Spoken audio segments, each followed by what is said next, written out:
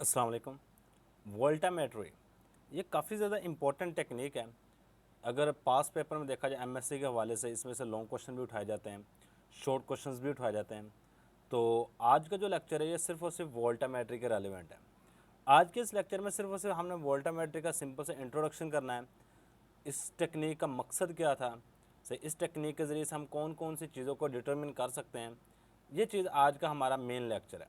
अच्छा, ये सिर्फ लेक्चर है इंट्रोडक्शन के रेलिवेंट, सिर्फ इंट्रोडक्शन होगा। इसके बाद इस वोल्टामेट्री के रेलिवेंट तकरीबन तकरीबन कोई 6 या 7 लेक्चर होंगे। आप यहाँ पे जाइएगा, वोल्टामेट्री की प्लेलिस्ट बनी होगी, वहाँ पे जाकर आप चेक कर सकते हैं। वोल्टामेट्री के बाद हमारे पास इसी के साथ एक और टेक्निक आ जाती है, वो है पोलैरोग्राफी। इंशाल्लाह ताला वोल्टामेट्री ख़त्म करने के बाद पोलैरोग्राफी पे चले जाएंगे। वोल्टामेट्री और पोलैरोग्राफी बहुत ज़्यादा एक दूसरे से मिलती जुलती हैं। असल में वोल्टामेट्री की एक टाइप का नाम पोलैरोग्राफी है, सही है। वोल्टामेट्री की एक टाइप का नाम पोलैरोग्राफी है। इंशाल्लाह ताला इस लेक्चर के बाद जब ये सारी की सारी वोल्टामेट्री ख़त्म हो जाएगी तो उसके बाद हम चले जाएंगे किसके ऊपर, पोलैरोग्राफी के ऊपर। So first lecture most important है। अगर ये लेक्चर समझ आ गया ना, बाकी चीज़ें सारी की सारी समझ आ जाएंगी। सही, इस लेक्चर में बेसिक सा इंट्रोडक्शन करना है कि वोल्टामेट्री है क्या, इंस्ट्रूमेंट किस तरह का इस्तेमाल किया जाता है, इसके ज़रिए से हम कौन सा एनालिसिस कर रहे होते हैं। सही है। अब देखें, वर्ड पर गौर करो। मेन चीज़ होती है वर्ड। वोल्टा, वोल्ट, मीट्री पैमाइश को कहते हैं, मयरमेंट को कहते हैं। क्या कहते हैं? मयरमेंट।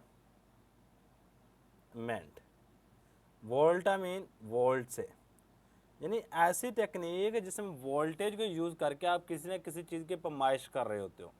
इस टेक्निक को नाम देते हैं वोल्टामेट्री। यानी पोटेंशियल डिफरेंस का कहीं ना कहीं कोई चक्कर वगैरह है।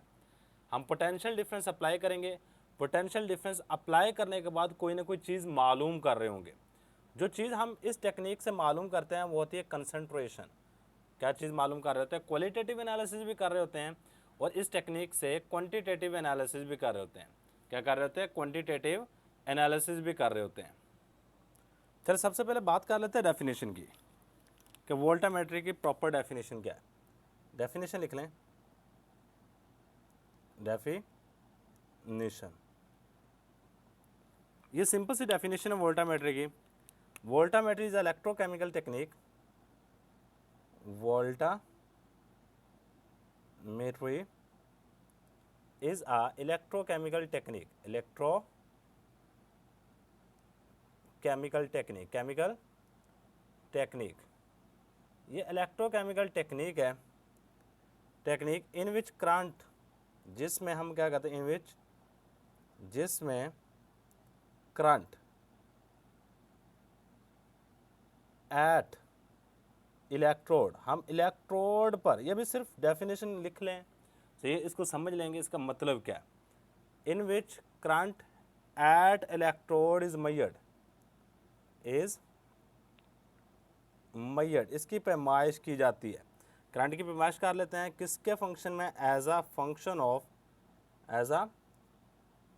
फंक्शन ऑफ वोल्टेज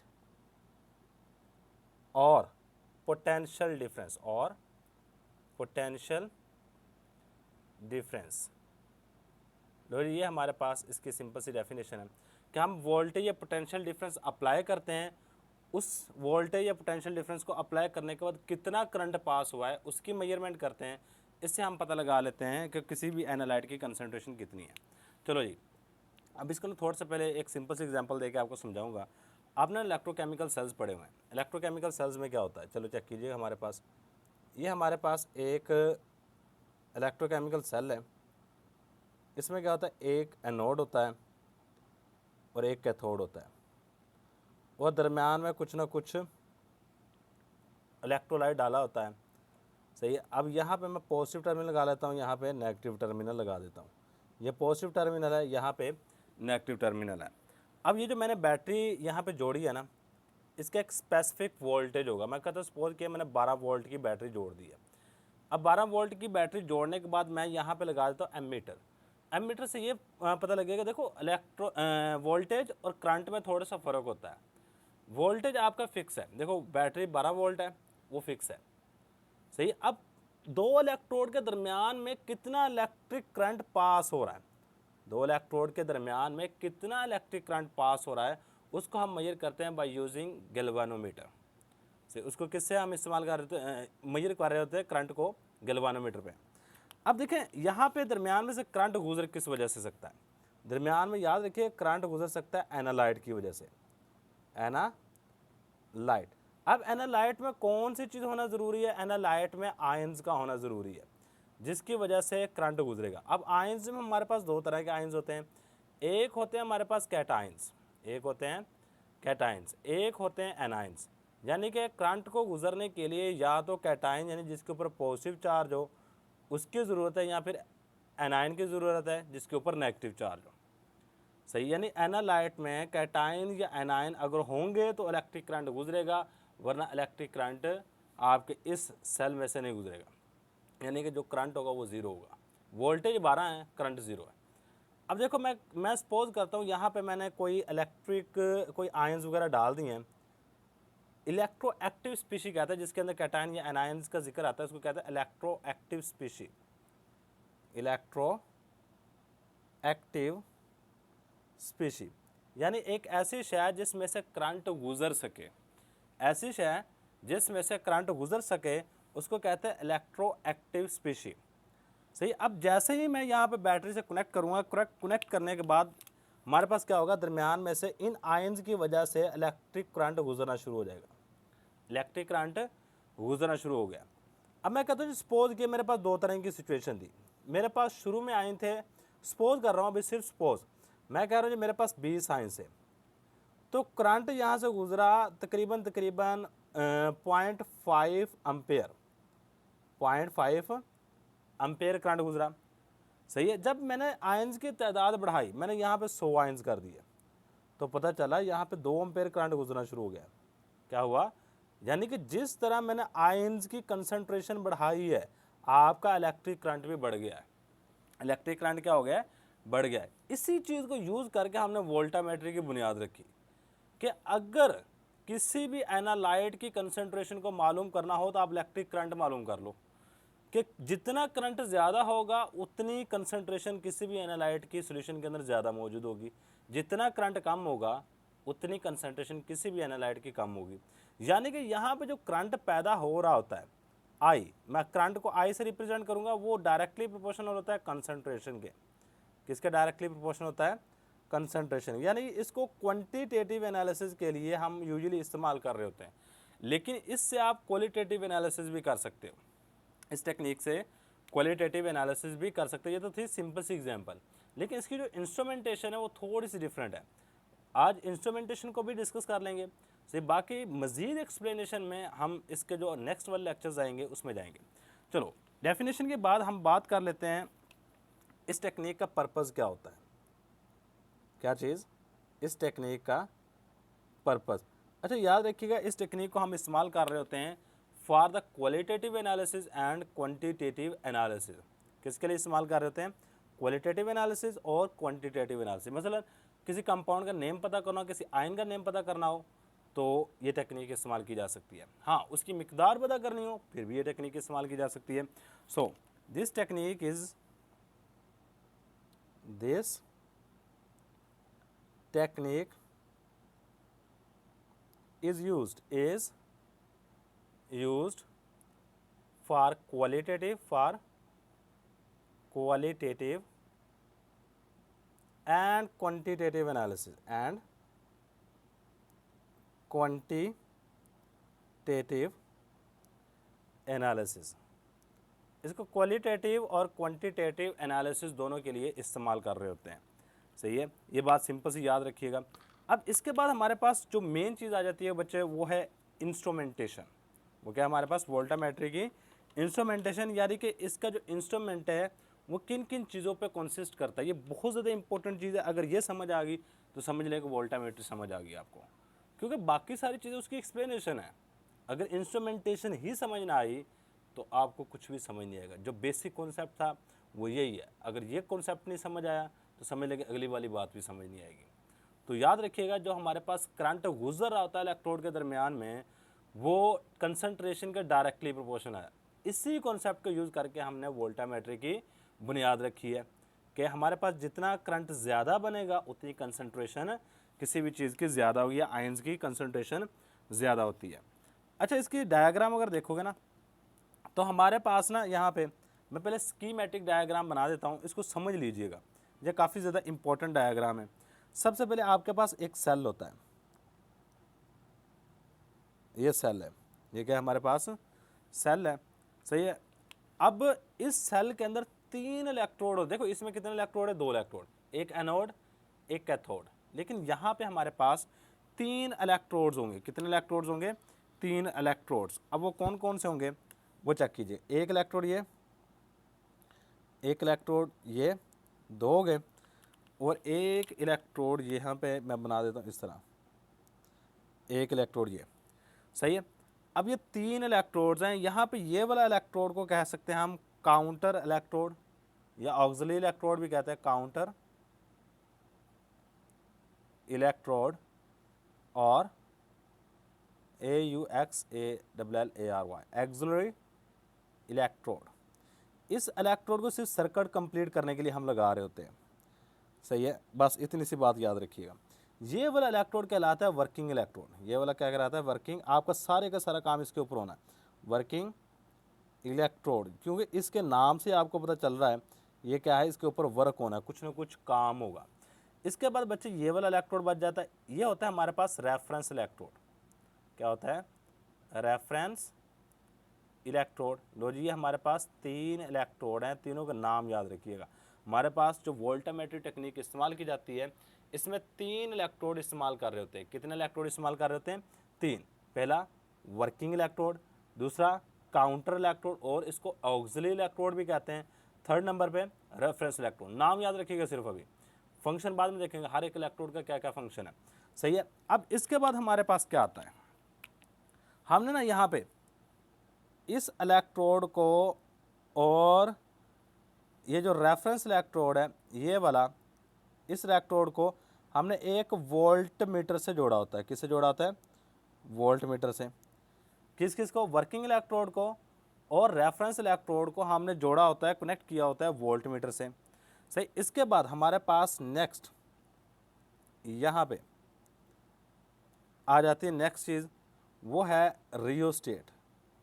और रियोस्टेट आपने फिजिक्स के अंदर शायद फर्स्ट ईयर या सेकेंड ईयर में पढ़ा होगा। ये पोटेंशियल डिफरेंस को डिवाइड करने के लिए इस्तेमाल किया जाता है, सही। और यहाँ पे मैंने बैटरी लगा रखी है, यहाँ पे मैंने बैटरी को कनेक्ट कर रखा है, और यहाँ पे मैंने इसको इस साइड से इसके साथ, यानी कि बैटरी का पॉजिटिव टर्मिनल, ये नेगेटिव, ये हमारे पास एनोड है, ये हमारे पास क्या होगा, एनोड होगा, याद रखिएगा, बड़ी इंपॉर्टेंट चीज़ है, सही। इसके बाद कैथोड कौन सी चीज़ काम कर रही होगी, ये वाली चीज़, ये वाला हमारे पास कैथोड होगा। और आपको पता है जो रेफरेंस इलेक्ट्रोड होता है ना, उसका पोटेंशियल डिफरेंस फिक्स होता है। रेफरेंस इलेक्ट्रोड का पोटेंशियल डिफरेंस फिक्स होता है, उसको इसलिए हम रेफरेंस इलेक्ट्रोड के तौर पे इस्तेमाल कर रहे हैं। यहाँ पे सिर्फ पोटेंशियल डिफरेंस किसका चेंज होना है, वर्किंग इलेक्ट्रोड का। और इसका इसके साथ कंपैरिजन करके हम बाद में चीज़ें मालूम कर लेते हैं। और हमने पता है वोल्ट मीटर कहाँ पे लगाया होता है, हमने वोल्ट मीटर यहाँ पे लगा रखा होता है, सॉरी वोल्ट मीटर कह दिया, एम मीटर। यहाँ पे मैं एम मीटर लगा रखा होता है, यानी आई से मैं रिप्रेजेंट कर सकता हूँ या ए से रिप्रेजेंट कर दो, या आपकी अपनी मर्जी है। अगर यहाँ पे देखोगे ना एम मीटर किसके दरमियान में, एम मीटर असल में होता है जी हमारे पास ये देखो, ये इसके दरमियान में, इन 2 इलेक्ट्रोड के दरमियान, इन 2, ये हमारे पास क्या है, काउंटर इलेक्ट्रोड, ऑक्सिलरी इलेक्ट्रोड, और इसके अलावा वर्किंग इलेक्ट्रोड। यानी वर्किंग इलेक्ट्रोड और ऑक्सिलरी इलेक्ट्रोड के दरमियान में आपने एम मीटर लगाना है। इससे आपने वोल्टेज को मेजर करना है, इससे आपने क्या चीज़ मेजर करनी है, वोल्टेज मेजर करनी है। और इससे आपने क्या करना है, करंट मेजर करना है। क्योंकि आपने ग्राफ बनाना है 2 चीज़ों के दरमियान में, करंट के और वोल्टेज के दरमियान में। आपने लगातार जब यहाँ से ये रियोस्टेट, ये वाली चीज़ हमारे पास कहलाती है वेरिएबल रजिस्टर भी कह सकते हो, रियोस्टेट भी कहते हो। मैं यहाँ पे सिंपल वर्ड ही लिख देता हूँ, वेरिएबल रजिस्टर है। मतलब इसको हम यूज़ करते हैं पोटेंशियल डिफरेंस को वेरी करने के लिए, क्योंकि हम यहाँ पे ना पोटेंशियल डिफरेंस को वेरी करके करंट चेक कर रहे होते हैं कि कितना करंट गुजरा है। अगर हम पोटेंशियल डिफरेंस वेरी करते हैं, चेंज कर रहे हैं, और उसके बाद आपका करंट कितनी मिकदार में गुजर रहा है, इसलिए हम इस चीज़ को इस्तेमाल कर रहे होते हैं यहाँ पे। लो जी, ये था जी हमारे पास स्कीमेटिक डायग्राम। इस स्कीमेटिक डायग्राम में देख लो हमारे पास कौन कौन सी चीज़ें मौजूद हैं, और यही चीज़ें हम यहाँ पे लिखेंगे भी, यही चीज़ें हमने यहाँ पे लिखनी भी हैं। अब कौन कौन सी चीज़ें मौजूद हैं, यही बात यहाँ पे स्टार्ट करते हैं। It is consist of, it is consist of, ये किन किन चीज़ों पर कॉन्सिस्ट करता है? पहले नंबर पे हमारे पास इसके अंदर आ जाता है वर्किंग इलेक्ट्रोड, वर्किंग इलेक्ट्रोड। और याद रखिएगा वर्किंग इलेक्ट्रोड पे ही ऑक्सीडेशन या रिडक्शन हो रही होती है, सही है। At working electrode, at this electrode, इसी इलेक्ट्रोड पर ऑक्सीडेशन और रिडक्शन अकर, ऑक्सीडेशन और रिडक्शन अकर, और इसी इलेक्ट्रोड में हमारे पास ऑक्सीडेशन या फिर रिडक्शन हो रही होती है। सो इसके बाद हमारे पास नेक्स्ट चीज़ है रेफरेंस इलेक्ट्रोड, जिसका पोटेंशियल डिफरेंस फिक्स होता है। रेफरेंस इलेक्ट्रोड, रेफरेंस इलेक्ट्रोड जिसका पोटेंशियल डिफरेंस क्या होगा? Having fix potential difference, having fix potential difference, जिसका पोटेंशियल डिफरेंस फिक्स होता है। बस ये बात सिंपल सी याद रखिए, इसलिए हम इसको रेफरेंस के तौर पे इस्तेमाल कर रहे होते हैं। और जो अमूमन इस्तेमाल किया जाता है वो होता है सैचुरेटेड कैलोमल इलेक्ट्रोड। मैं यहाँ पे लिख देता हूँ, सैचुरेटेड कैलोमल इलेक्ट्रोड को यूजुअली इस्तेमाल किया जाता है एज आ रेफरेंस इलेक्ट्रोड। यानी कि हम रेफरेंस इलेक्ट्रोड के तौर पे किसको इस्तेमाल कर रहे हैं? Saturated calomel electrode. दो बातें कर ली अभी तक, वर्किंग इलेक्ट्रोड जिसके ऊपर ऑक्सीडेशन या रिडक्शन हो रही होती है, इसके बाद हमारे पास रेफरेंस इलेक्ट्रोड, रेफरेंस इलेक्ट्रोड का पोटेंशियल डिफरेंस फिक्स होता है। जो अमूमन हम इस्तेमाल कर रहे होते हैं वो सैचुरेटेड कैलोमल इलेक्ट्रोड है। थर्ड नंबर पे आ जाओ। थर्ड नंबर पे हमारे पास है जी काउंटर इलेक्ट्रोड और ऑक्सिलरी इलेक्ट्रोड। काउंटर इलेक्ट्रोड और ऑक्सिलरी इलेक्ट्रोड, इसको सिर्फ सर्किट कंप्लीट करने के लिए हम इस्तेमाल कर रहे होते हैं। क्या करने के लिए इस्तेमाल कर रहे होते हैं? सिर्फ और सिर्फ सर्किट को कंप्लीट करने के लिए यहाँ पे लगाया होता है कि हमारे पास जो सर्किट है वो कंप्लीट हो जाए। इसके बाद हमारे पास क्या है? बैटरी, क्योंकि बैटरी भी कंस्ट्रक्शन का हिस्सा है। इसके बाद a variable resistor use to vary the voltage, variable resistor है जिसके ज़रिए से हम वोल्टेज को चेंज कर रहे होते हैं। अ variable register,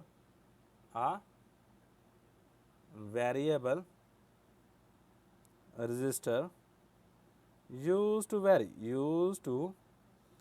vary the voltage, जिसको वोल्टेज वेरी करने के लिए हम इस्तेमाल कर रहे होते हैं, सही। इसके बाद हमारे पास यहाँ पे एमीटर है और वोल्टेज या वोल्ट मीटर है, सही। वोल्ट मीटर, ये सारी की सारी बहुत ही इंपॉर्टेंट चीज़ें हैं, इसको याद रखते जाइए। मैक्सिमम लोगों को नहीं पता चल रहा था कि वोल्ट मीटर कहाँ पे लगाना है, एमीटर कहाँ पे लगाना है, सही है। आपका वेरिएबल रजिस्टर का क्या काम होता है, बैटरी का क्या काम है, रेफरेंस इलेक्ट्रोड का क्या काम है, ये सारे के सारे मैं यहाँ पे चीज़ें लिख रहा हूँ, इसकी एक्सप्लेनेशन में जाएंगे, सही है। वोल्ट मीटर, हम वोल्ट मीटर किसके दरम्यान में लगा रखा है? वर्किंग इलेक्ट्रोड के दरम्यान में और रेफरेंस इलेक्ट्रोड के दरम्यान। Volt meter which is connected, जिसको हम कनेक्ट कर रहे होते हैं, कनेक्टेड बिटवीन वर्किंग इलेक्ट्रोड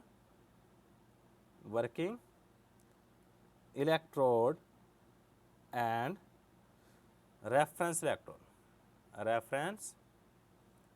इसको वर्किंग इलेक्ट्रोड और रेफरेंस इलेक्ट्रोड के दरम्यान में कनेक्ट कर रहे होते हैं, सही। इसके बाद हमारे पास नेक्स्ट चीज़ क्या चीज़ आ जाती है जी? एमीटर। अब एमीटर को हमने वर्किंग इलेक्ट्रोड और ऑक्सिलरी इलेक्ट्रोड के दरम्यान में कनेक्ट किया है। एमीटर कनेक्ट द, किस किस चीज़ को कनेक्ट कर रहा है? एमीटर किसके दरम्यान में मौजूद है? Connect the working electrode and auxiliary electrode, connect the working electrode, इसमें वर्किंग इलेक्ट्रोड होता है एंड और ऑक्सिलरी इलेक्ट्रोड, इसके अलावा हमारे पास यहाँ पे ऑक्सिलरी इलेक्ट्रोड होता है। लो ये थी जी हमारे पास सारी की सारी कंस्ट्रक्शन। अच्छा, अब जब हम यहाँ पे कोई भी सोल्यूशन लेते हैं और इसके अंदर कोई एनालाइट मौजूद है जिसमें हम किसी भी आयन की कंसनट्रेशन को मालूम करना चाहते हैं, तो आपका इलेक्ट्रिक करंट यहाँ से यहाँ की तरफ फ्लो करता है, क्योंकि ये नेगेटिव टर्मिनल, ये पॉजिटिव है, नेगेटिव से पॉजिटिव की तरफ टर्मिनल आपका इलेक्ट्रिक करंट फ्लो करेगा। और ये जो इलेक्ट्रिक करंट फ्लो कर रहा होता है इसको हम मेजर कर रहे थे एमीटर से, और आपने कितना वोल्टेज दिया है बैटरी के ज़रिए से वो हम मेजर कर रहे होते हैं वोल्ट मीटर से। और हमारे पास कुछ ग्राफ इस तरह का बनता है। अब जो हमारे पास ग्राफ बन रहा होता है वो कुछ इस तरह का होता है। इसमें यहाँ से इस साइड की तरफ हमने लिया होता है वोल्टेज, और यहाँ पे हम ले रहे होते हैं करंट को, आई को, सही है। और ग्राफ बनेगा आपका कुछ इस तरह का, एस शेप, ये इस तरह का, सही है। अब ये वाला जो इतना हिस्सा होता है ये रेजिडुअल करंट होता है, सही है। यानी कि यहाँ पे जाके आपके इलेक्ट्रोड पे रिडक्शन होनी चाहिए या फिर ऑक्सीडेशन वगैरह होनी शुरू होती है। इसके बाद यहाँ तक आपके ऑक्सीडेशन वगैरह मैक्सिमम होती है। इसके बाद ये होता है लिमिटिंग करंट, लिमिटिंग करंट, जहाँ पे आपका करंट सेम हो जाता है उसको कहते हैं लिमिटिंग करंट, कि आपके दो इलेक्ट्रोड्स के दरमियान में से मैक्सिमम करंट इतना ही गुजर सकता है, सही। और ये हमारे पास जो ग्राफ बनता है, ग्राफ की मदद से हम एनालाइट की कंसंट्रेशन मालूम कर लेते हैं। और इसके अलावा सबसे मज़े की बात यह है कि हाफ वे पोटेंशियल इसको कहते हैं E1/2, यानी ये जो ग्राफ बनता है, ये जो ग्राफ का दरमियान दोनों अपर पॉइंट और लोअर पॉइंट का जो दरमियान वाला हिस्सा कहता है इसको हाफ वे पोटेंशियल। इसकी मदद से हम किसी भी आयन का पता लगा सकते हैं, क्योंकि किसी भी आयन का हाफ वे पोटेंशियल एक स्पेसिफिक वैल्यू है। क्या है? एक स्पेसिफिक वैल्यू मौजूद होती है। सही है बच्चे, यही है हमारे पास आज का लेक्चर। सिंपल सा इंस्ट्रूमेंटेशन हमने डिस्कस की है। जब आप इस इंस्ट्रूमेंट को ऑन करते हो तो हमारे पास ग्राफ किस तरह का बनता है ये डिस्कस किया है। इंशाल्लाह ताला हम नेक्स्ट लेक्चर के अंदर इसकी मज़ीद एक्सप्लेनेशन में जाएंगे। तब तक के लिए अल्लाह हाफिज़। इसका स्क्रीनशॉट लाजमी ले लीजिएगा, ये बहुत ही इंपॉर्टेंट लेक्चर है। अगर ये ना समझ आया ना बच्चे, अगली वाली बातें समझ नहीं आनी।